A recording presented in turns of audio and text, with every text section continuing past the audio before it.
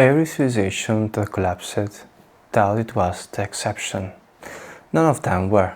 Let me tell you something that historians know, and politicians will never say. Civilizations don't die from the outside. They die from the inside, and the process looks exactly like what you are watching right now. I want to be clear before anything else.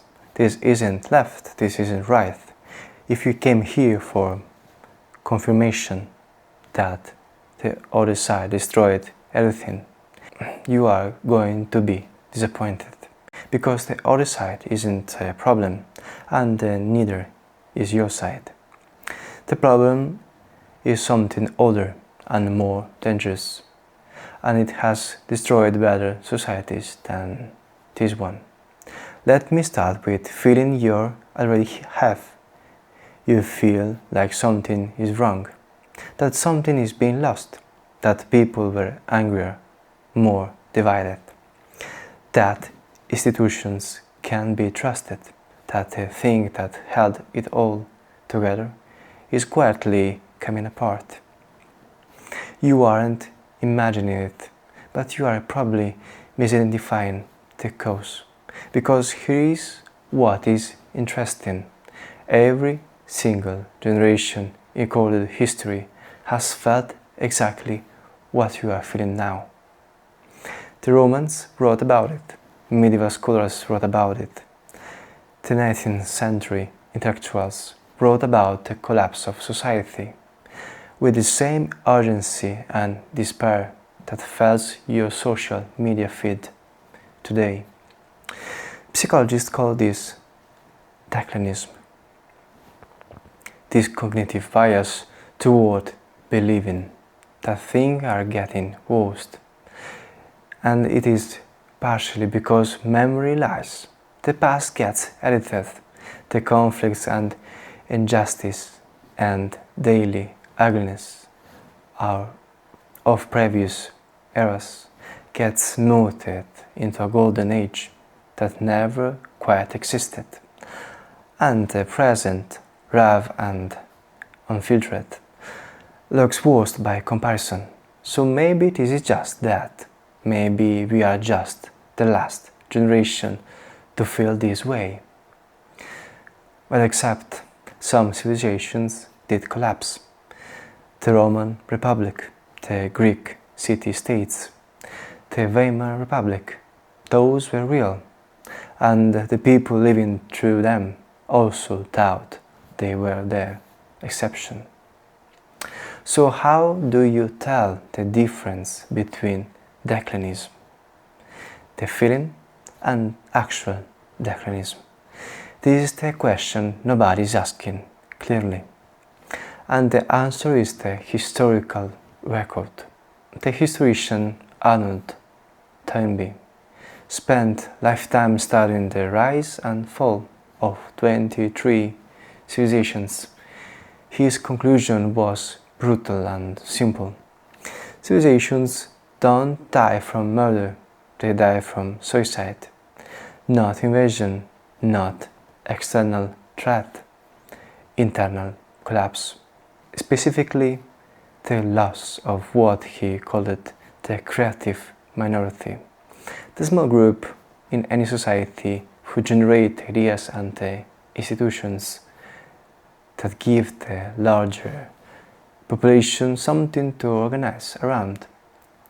When the group stops being generative and starts being self-serving, when the elite works for itself rather than for the whole, the society starts to lose its coherence, not dramatically, gradually. Over decades, Rome is the clearest example. The Roman Republic didn't fall in a day. It spent a century becoming a system where the rules that applied to ordinary citizens didn't apply to the powerful, where the institutions served the people who controlled them rather than people they were supposed to serve, where the gap between what the system claimed to be and what it actually was becomes too large for the many people to ignore. And once the gap becomes visible enough, something specific happens. People stop investing in the shared project. They stop believing these institutions are worth defending. They stop passing on the values with the same conviction they received them. And when a society stops transmitting its values from one generation to the next, it is one generation away from becoming something entirely different. Sounds familiar? Now to psychology, because this is where it gets specific. The thing called wokeness by some and cultural sensitivity by others isn't a cause of argumentation, it is a symptom of it. When a society loses shared meaning, when the common story about who we are no longer holds across different groups. Different groups build their own stories, their own moral frameworks, their own definitions of what is acceptable. And those frameworks conflict, not because one is right and one is wrong, because the shared foundation that would allow productive argument about them has already been removed. The researcher Jonathan Hedit spent years documenting how moral reasoning works across different groups.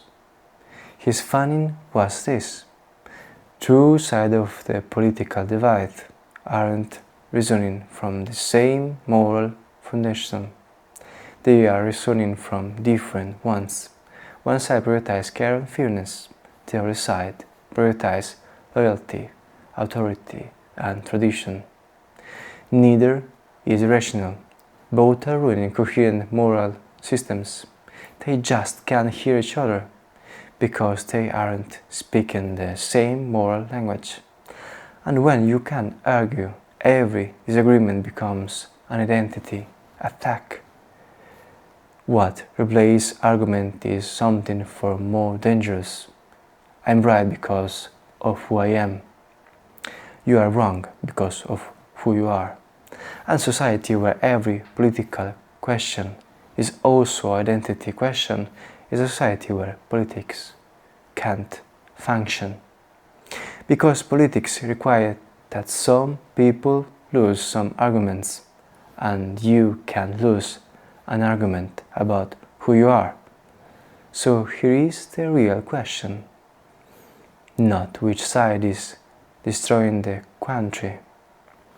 The real question is this: are we still producing enough people who believe that what we share is more important than what divides us? Which understanding the disagreement inside a functioning system is infinitely preferable to silence inside one that has stopped functioning. Rome didn't fall because it ran out of soldiers. It fell because Romans stopped believing Rome. The strongest countries in the world aren't the ones where everyone thinks the same. They are the ones where people who think very differently have found a way to share system that isn't an accident. It has to be built. It has to be maintained and it can be lost. We know this because it has been lost before. The question is whether enough people are paying attention this time.